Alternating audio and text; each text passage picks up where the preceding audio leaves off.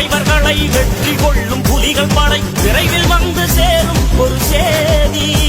நம் தமிழினமே தலை நிமிர்ந்த தன்மான வாழ்வை பெற பொன்னாக மலரும் ஒரு தேதி, பொன்னாக மலரும் ஒரு தேதி.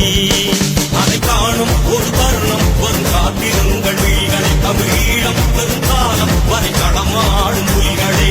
தலைமகனே எம் பிரபாகரனே, எங்கள் தலைநகரே திருகோணமலையே.